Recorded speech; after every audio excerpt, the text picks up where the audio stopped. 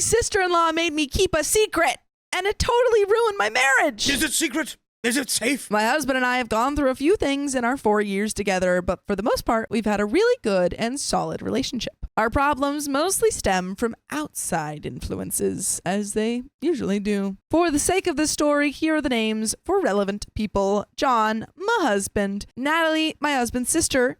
Henry, sister-in-law's boyfriend / baby daddy. By the way, this comes from AnonThrow67, and if you want to submit your own stories, go to the r/OK Storytime subreddit. So, for a little background, I grew up as an only child, while my husband has quite a few siblings. I don't always know how to handle this dynamic, especially when siblings argue and fight. Natalie and I have a rocky relationship, very hot and cold. Sometimes we get along great and hang out, having a great time with a few girls' nights and such. Other times we practically hate each other, and she'll stab me in the back with no questions asked. I've come to terms with this and thought I knew how to handle it. Also, Natalie and Henry have an iffy relationship. Right now, she isn't happy with him at all. But they have a kid together, so she's doing her best in the situation. This comes into play later. Last weekend, Nat called John and me and wanted us to come down to the bar and hang out. So we went. We were hanging out. His dad was there for a bit, but left. Henry called John saying we should all come down to his garage and hang out. We were for it, but Nat and I had just gotten refills, so we decided John would go then, and when Nat and I were done, she would take me back to the garage for us to hang out. All fine and dandy, right?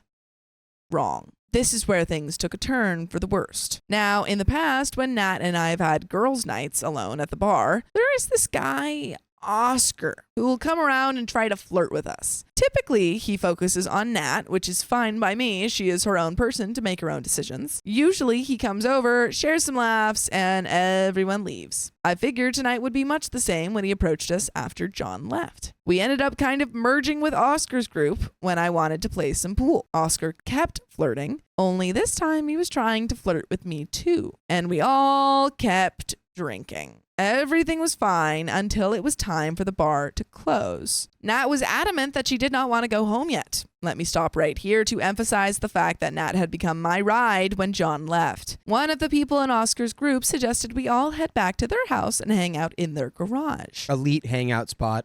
I was not comfortable with this idea at all. We don't know these people outside of the bar, and going home with strangers is not my idea of fun. Boo, you're boring. Plus, our men were waiting for us and would not be happy about this. Okay, well, that is also fair. If you have got They your both partners have are waiting for you, boyfriends. you can't just go to a stranger's garage and They be like, both we'll have be back boyfriends. later. Or, well, she's got a, is this her husband or? But I do fully condone making new friends at the bar and then going and hanging out at their garage. That sounds like fun. But Nat was all for it. Here's where the first major mistake was made that night. I told Natalie that wherever she went, I was going to go with her. She was my ride, and I was not letting her go anywhere alone. Between the two of us, I was the most sober, and I knew Oscar wanted in her pants. What I should have done was called my husband to tell him what was happening so he could come get us, or at the very least, me. Yeah. True. The bar closed, and the guys led us to their car. Nat hopped right in. Are you guys being kidnapped? I stayed in the door, hoping to God she would see reason, snap out of it, and take us home. She told me I didn't have to come if I didn't want to go, but I repeated the fact that I was not going to let her go anywhere alone. She wouldn't get out of the car, so reluctantly I got in. Major mistake number 2. They drove us to the house. Nat and I stayed in the car, where I tried to talk her out of this again, saying they needed to just drive us back. She suggested a walk down the street so she could throw up, sober up, and we could figure out what we were going to do. That is the most logic I've ever heard. They're like, we should go home. And they're like, no, wait, no.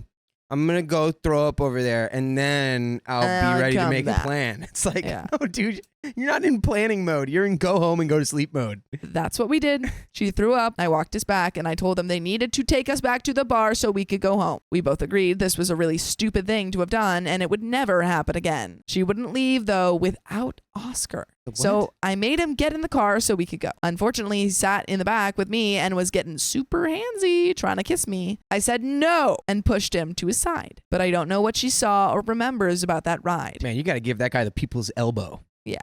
You gotta get, as soon as the car turns, like you got to go, ooh, straight in the face. Oh, sorry. That was a hard turn. I didn't realize my elbow hit your face. We got back and she said that we shouldn't tell the boys about what happened. They would get mad and we agreed it would never happen again. While I didn't like that idea, I knew they would get mad. Begrudgingly, I agreed. I wouldn't say anything if she didn't. Major mistake number 3. At a certain point, at a certain number of mistakes, Yeah.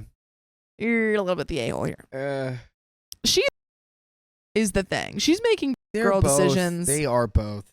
I think that's also pretty irresponsible. If you have 2 people, one of which drove, and neither of you are sober, like you don't have any sort of DD here. Yeah, you've taken a ride to Strangerland, which Strangers. again, under different conditions than this, I fully condone making a new friend and hanging out. But these people sound maybe kind of gross. Yeah. And you guys are. And I think we need to normalize manhandling your obnoxiously wasted friends. Yes. She's like, I don't want to get out of the car. And then you get to go. Too bad. Bye. All right. You get to feel what it's like to come out of that car now. Yeah, exactly. It's like get out of those situations. I did, however, make Nat agree that we couldn't be at the bar alone, just the 2 of us anymore. All seemed fine. Several days passed and life was normal until about 2 days ago when John came home early from work demanding to know what happened. Someone had told him they saw us get in and leave with this group. So I told him exactly what happened. But of course, Natalie told him that I was egging her on and encouraging her to do that. He obviously was furious. And I don't blame him, but got even more upset because he was being forced to choose between believing me and believing his family. She was very wasted. What do you mean? Like, what do you mean believing her, believing family? I just feel like, no, she was really wasted. Is he believing the incapacitated woman? What? So strange. Who's hearing? We went out and she wanted, and they're like, she's telling the truth. Yeah. Well, I think she was when she's recounting this. She's not. Maybe no. She's like that all the time. Dang. I never asked him to choose, and I never would. He said he can't handle being forced to choose between me and his family anymore, and if it happens again, he's choosing himself and leaving all parties. We ended up working it out, and things are good. We made agreements regarding future nights out that we may have. But now my anxiety is through the roof. He didn't come home from work. All I got was a text about 2 hours later than he would have been home, saying he was with his dad and would be home later. It's been hours and he still isn't home. I'm getting worried. I'm sure the situation either has been or is being discussed. I'm already not in favor after his brother-in-law tried to force himself on me 2 years ago.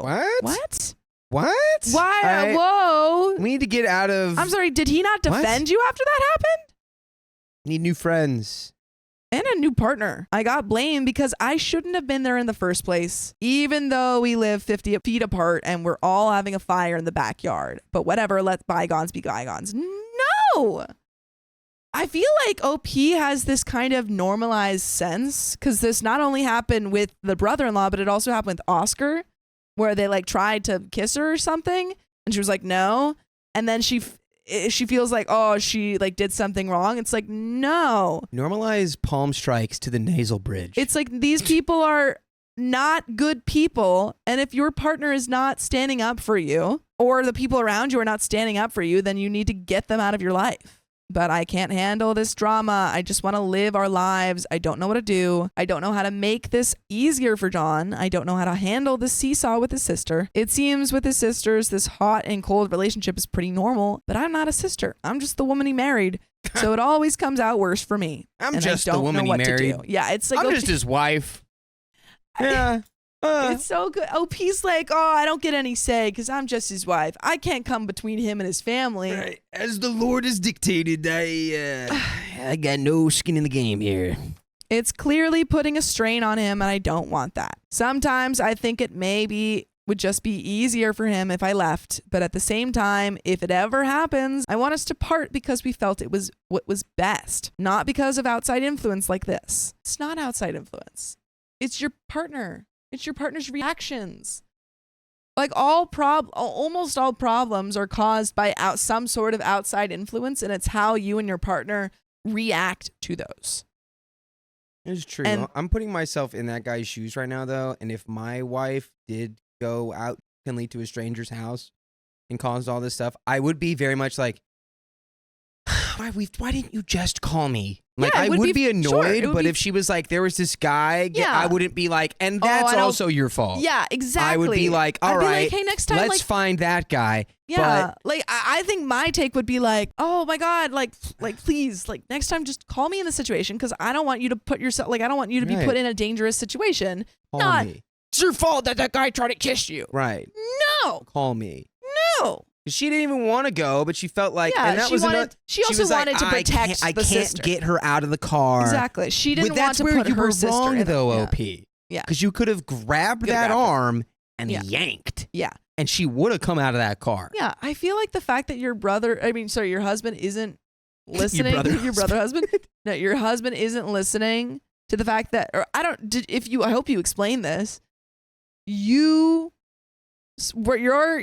sister was wasted and you did not want to leave her alone. You felt that you had no choice. You were watching out for her, like you were trying to protect her. I know a lot went wrong that night and one phone call could have avoided the entire situation. I have admitted all my faults for that night and apologized profusely. I also learned a great deal from it. I tried to do what I thought was right in the situation and not leave his sister leave that bar with those guys alone, but I still did the wrong thing. I'm at a complete loss. I don't know what to do. I moved past him cheating on me 2 years ago before we were married. Oh, well, you guys weren't married, so that didn't count.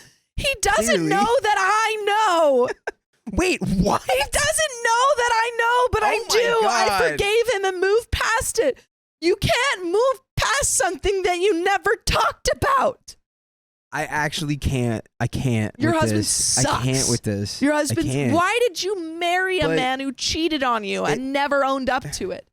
He doesn't know that you know. You suck for that too. Oh my god! Don't that's a stay self with this a-hole. guy. It's a self a-hole. This is I'm sorry that you have no self-respect. That's something that happens. And it's unfortunate, but you are sucking. That sucks for you. So get out. What are you doing? But I'm starting to wonder if this is it, the beginning of the end for us. Girl, we've been in the epilogue for 20 chapters. You are currently buried under 6 feet of dirt. Oh my goodness. It is over. It's been over. There's an update, but wow, OP, you need so much intense therapy. Because not only are you accepting random men trying to kiss you, which is not okay. Gotta give them the people's elbow. You gotta give them the people's elbow. I'm like, I understand that, like, OP, to be fair, OP did say, like, no. But, like, I'm saying she's accepting in her mind. She's like, oh, well, bygones be bygones. Or she's like, well, that was my fault. Yeah. It's like, oh, she's well, been conditioned to be like, and this is my fault. And, of course, this is the people around her telling her that it's her fault. But she needs therapy because, girl, it's not your fault. It's not your fault. You don't want that. And that's okay. And anyone who's saying like, oh, you should have called and because you didn't call, you deserve that. It's like, no. I wonder if she just got married really young and it was like a thing where she's like, I can't back out. Yeah. And then it just became like well, this is it. It is what it is now. I also think it's interesting that she, like someone in the chat says like, why is she hanging out with these people? But I'm wondering why she's hanging out with a sister. When she said she doesn't like her, I don't think you like are obligated to hang out with your partner's siblings, especially one-on-one. Yeah. So I'm like, why are you hanging out with someone you don't like it's just like a bad influence? I got ages. Mommy Dessert says, I'm seeing an age gap. I'm calling it. Let's see. Feels like that. Are you right? You want to place any bets on what the age No, is? I got no bet. I got nothing. I think she is 24 and he is 31. All right. OP is 22. Okay, husband, 33. 24. Okay. Well, I got 24 right. Yeah. I got one number right, just the wrong place. But there is an update. So that night, John didn't come home at all. He wouldn't answer any text messages or phone calls. I stayed up all night, worried sick, because I didn't even know if he was okay or if something had happened. He returned home the next day at 10:30 in the morning. At first, he refused to talk to me. When I finally got him to, it turned into a big fight. Probably the biggest one we've ever had. I wonder if it was bigger than the one you would have had if you called him out for cheating on you.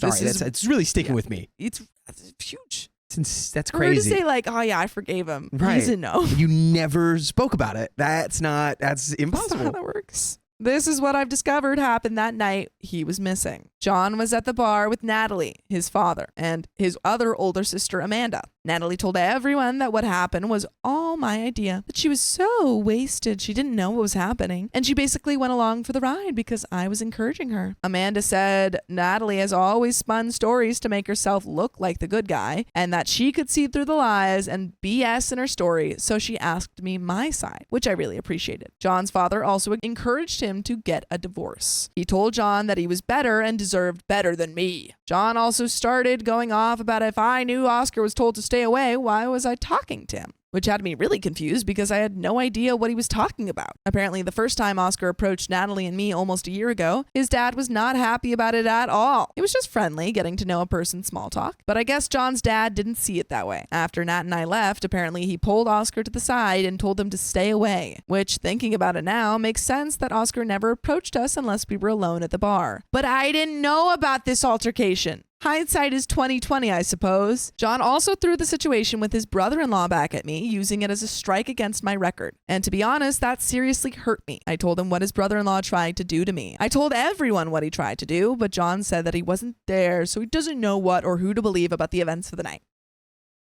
Again with he's going, oh, well, you said one thing and my siblings said another thing, so I'm going to believe them. Yeah, John with another cool guy move right there. If like, you I'm not don't gonna believe my your wife, then why are you married to her? Because she's a liar and I like garbage. it. I like that she lies. I like liars. I like it. I don't understand that. She's not lying. In the fight, In that fight, he also told me that he has zero trust in me, which also really hurt. I've never given him a reason to not trust me. Anytime a guy tried getting handsy or anything with me, I always told him about it as soon as I could. Is it my fault that whenever it did happen, that the guy tried something when John wasn't with me? I walked away, and if they followed me, I put myself with someone else that I trusted, usually John's sister, Natalie. But then she would go and tell him that I was flirting with that guy. He also said that if he were to divorce me, he knew I would make his life miserable by fighting him on everything. If that is truly what he thinks of me, then he really doesn't know me at all after all these years. Yeah, I'm not one to give up on a relationship. Oh, you don't say. Oh, really? But if he was adamant, then I wouldn't fight him. I would want us to end as amicably as possible. There would be a few things I would want to take with me, but I feel like a conversation where we sit down and settle things wouldn't be hard. And to be honest, when he said that, I realized I wouldn't want to fight him at all. I just want it to be over with, and as easily as possible. He also said when considering a divorce, he thought about my Grammy. She's probably the most important person in my life. He said he thought about what she would say to us regarding a divorce and decided that he didn't want one. I'm sorry, did he just grandma gaslight you right now?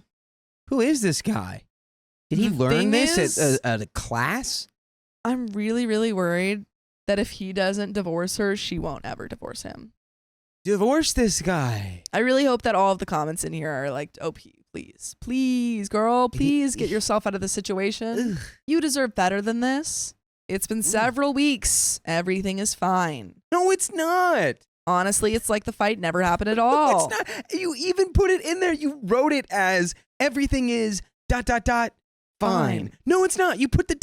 You know it's not fine. John acts the way he did beforehand. He tells me how much he loves me, talks about plans for our future. But me, I'm an emotional mess. John said some really terrible things to me that night, things I can't get out of my head. I feel like the relationship isn't genuine anymore. I feel like it's forced. Maybe not all the time, but more than enough that it has me doubting a lot. And maybe it's just because he doesn't seem to feel the same way. I asked him if he felt that things had changed with us, and he said no. My mom and I have this little banter thing we do when we say I love you at the end of a conversation, and he picked up on it and started it with us too. He did it the other day, and my heart just didn't feel into it like it used to. He said he loved me, and I asked, no doubts? And he said he had no doubts. Oh, what? Was this the same story where I said the words are cheap? The cheapest thing on earth? Yeah. No doubts. No doubt he's going to cheat on you again.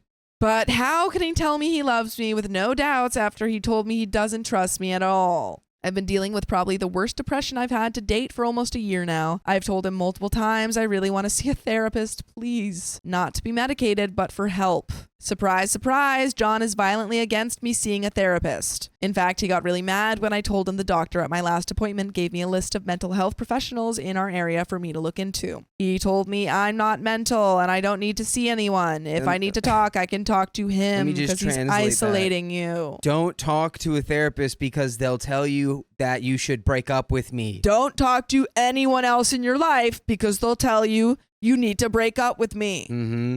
I'd be too worried about making him mad. I made the mistake of saying maybe we should see a marriage counselor because clearly there are things we need to talk about, but he snapped at me saying he doesn't need a therapist. So that's when you leave. You leave then. But then he told me I needed to work on my depression, and I've been trying, I really have. But he's so against me seeing a counselor that I don't know what to do. Leave him. Maybe if I could see someone, I could move past all of these doubts in my head. I feel so confused. Am I holding on to things that I just need to let go of? I saw this post a friend of mine made about being in a relationship, meaning sticking with someone through the easy and the hard. Nope. That's not what this is. That's not what this is. Hard is when someone gets like a diagnosis. Yeah. Hard is when you have financial trouble. Yeah, hard is when someone gets fired. Hard is when someone's family is sick. This is over. Is this one of those hard moments where I just need to let it go and just forgive and forget? No, you let go of the whole relationship and you just leave him. Like, let us not forget, OP is 22 years old and surrounded by people who gaslight her. The problem is I can't forget what he said, and I can't forget what his father said. I have always fought for what I believe in. I stayed with him when he tried dumping me and punting me out of our house over a text message. I forgave him and I moved on. But now I just feel so tired and lost and confused. I feel like I don't have any fight left. We were trying to start a family before this happened. Now I'm thinking maybe I should go back on birth control because as much as I want one, I don't want a child mixed into this, especially if we do separate. Don't have a baby with this guy. Have a baby with him. For the love of all that is holy, get back on birth control. Please. Oh And my God. I'm not even transitioning to this. By the way, you can listen to full episodes of stories just like this. Hopefully happier. Oh, there's got to be a transition in there somewhere. Come on. Where is I don't it? even want Bring it to. back up. Bring it back up. But you can never separate from us if you listen to full episodes of stories just like this. Just go to Spotify, Apple Podcasts, or iHeartRadio and search OK Storytime. There is a little bit left to the story, That's but right. OP, think about him telling your child if she were ever if it was a girl or a boy, and they were ever in a situation that you were put in where someone tried to kiss them that they didn't want to, picture him saying what he said to you. Picture his father saying what he said to you. You would, I hope, never accept that for your child, so don't accept it for yourself. I'm just trying to think of what the actual advice here is because clearly we've already said everything we need to say to OP. We know it's divorce. Like as soon as if you're in a relationship and and your partner starts telling you things like, well, you can't talk to anyone about our relationship, or you shouldn't be talking to your family about that, or they're getting angry at you because you want to go see a therapist, those should be giant, blaring tornado siren warnings that you are with someone who is trying to trap you in like a toxic relationship. Yep. And that you his you whole don't family, want that. His whole family, except for I guess one sister, is toxic and predatory. Like get out of there. But there is a little bit more. I'm also starting to picture different avenues that I want my life to take. Avenues that I don't think he would go along with. After I get my degree, I will most likely end up having to move. Where we live does not have any good job opportunities for me, but I don't think he would want to move. So I'm left questioning, do I put my goals aside for him, or do I follow my dreams, even if it means leaving him behind? Someday I really want to travel. He doesn't. If you've stayed this long to listen to my ramblings, thank you. I try to keep it clear and concise, but my head is just such a mess. I'm not sure if I was able to. I don't even know if I really made the point I was trying to make. I just don't know what to do. I don't want to disappoint people by quitting, but I don't know if I'm really happy anymore. I mean, I am, but I'm also not. Does that make any sense at all? I refused to share my gift cards with my husband, and it set him on edge. Yeah, no gift cards for you, Buster. I, 33 female, work in one of the care industries. While I do work for an actual company, sometimes the clients who use the services of the company are so grateful for the level of care that an individual employee may give to their loved one that they feel moved to give us gifts for our efforts. These gifts can range anywhere from a bouquet of flowers to homemade or store-bought treats, gift cards, etc. By the way, this comes from user Barry Ashit. And if you want to submit your own stories, go to the r/OK Storytime subreddit. So, anytime I get delicious treats from a client. Delicious treats! I always share them with my husband, 33 male. However, if I come home with gift cards like a $25 Amazon card or a $50 Visa card, my husband wants me to share those as well. No, husband. No! One time, I came home with 4 gift cards, Target, Visa, and 2 Amazon cards. When he saw them, he started talking about how I need to share them since no one gets him gifts for his work. Oh, boo-hoo. He works in construction. I don't care.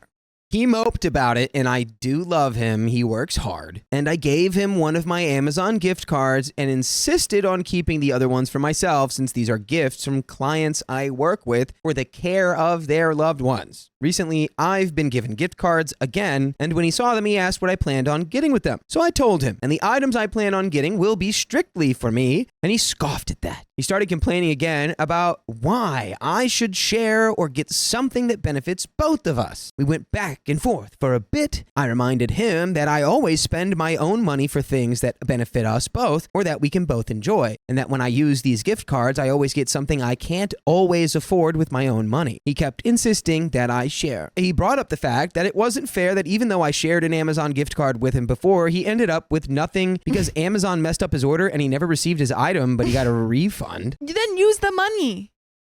You got a refund. Use that money. Knock, knock, Hello? knock. Is that, hello? Did our brain leak out of our ears? He's like, I got the money back, but I don't want to have to order it again. Yeah.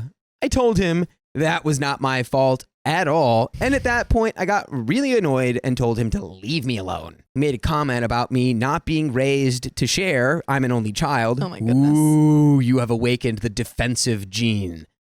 I got mad and told him that's the sibling mentality and only works with parents and their kids. Get over yourself. And I walked off. He gave me a little side eye. And also, his comparison is not even accurate because, again, this is like if a younger sibling said, I want one of your birthday presents.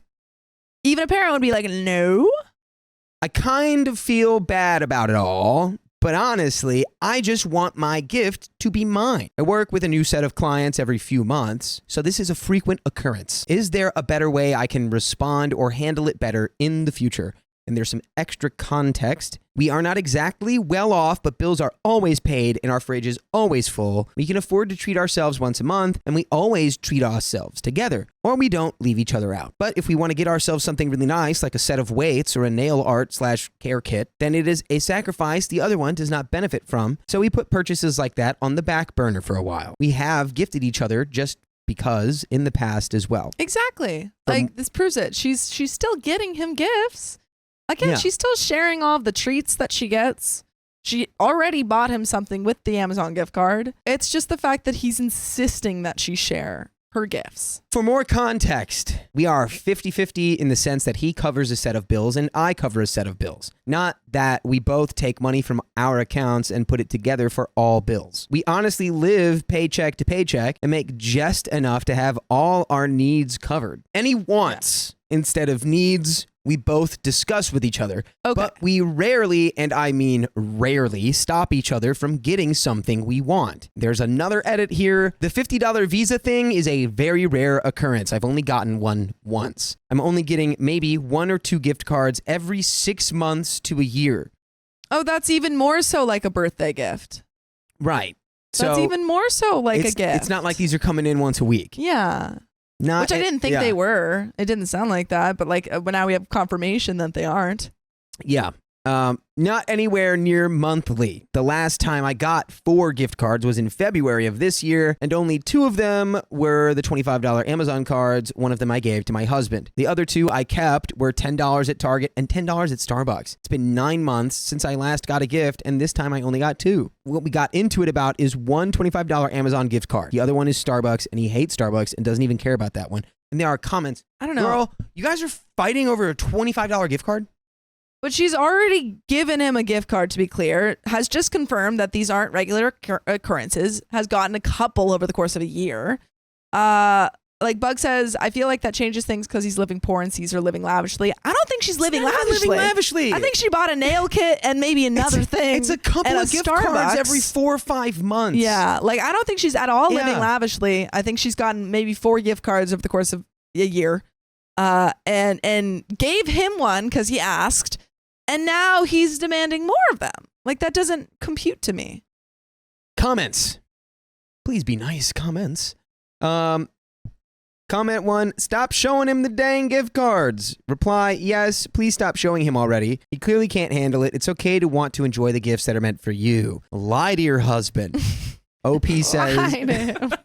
Lie to your husband. OP says. Because he can't be a big boy and handle it. Lie. I can't handle the gift cards. OP, sometimes it's not a matter of him seeing the actual gift card. It's him seeing the new item that he knows I wouldn't just buy with my own money without discussing it with him first. Where did that come from? Did it come from one of those dang gift cards?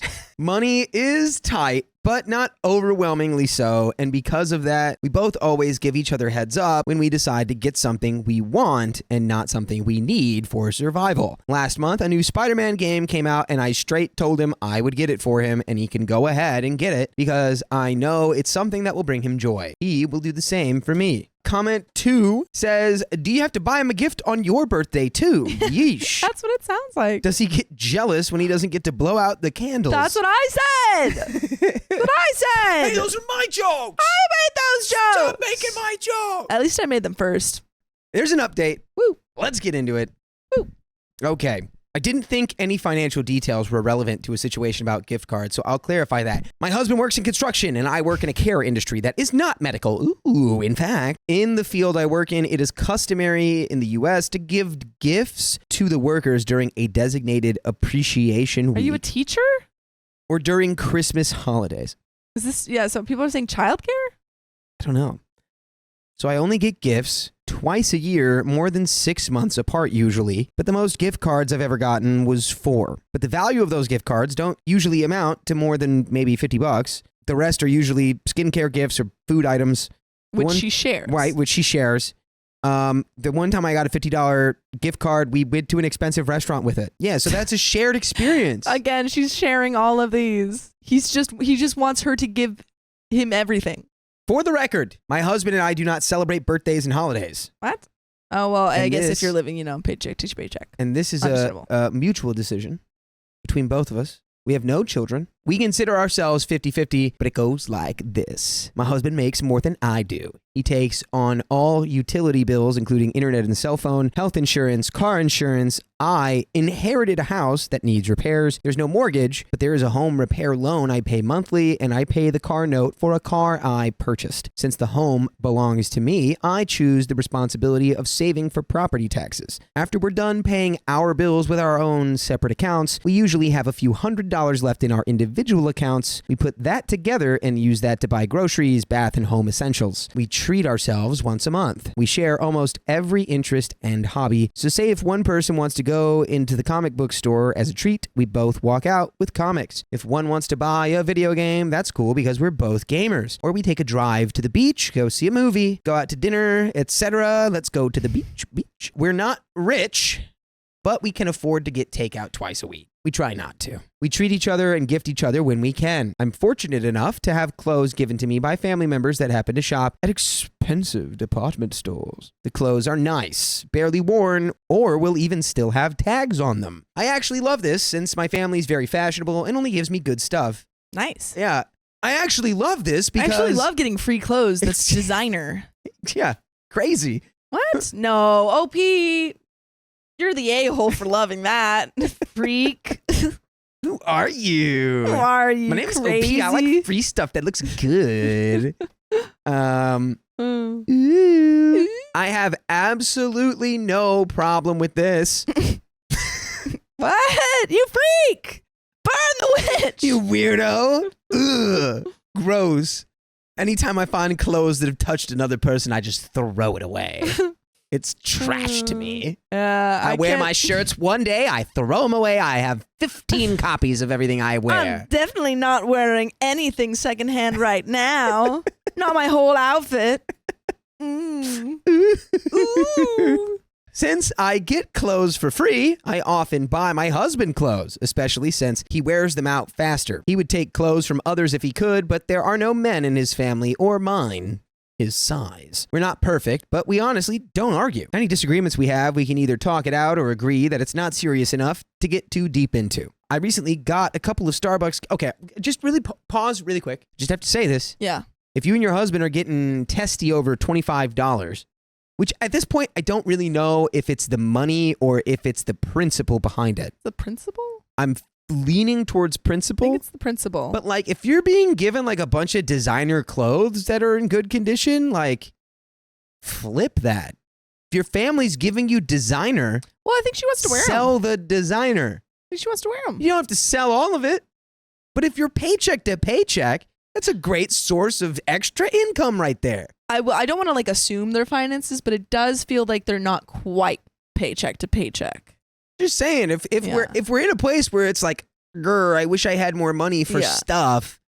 Well, there's a way to make some. Just put it out there. Yeah, it feels like not quite paycheck to paycheck.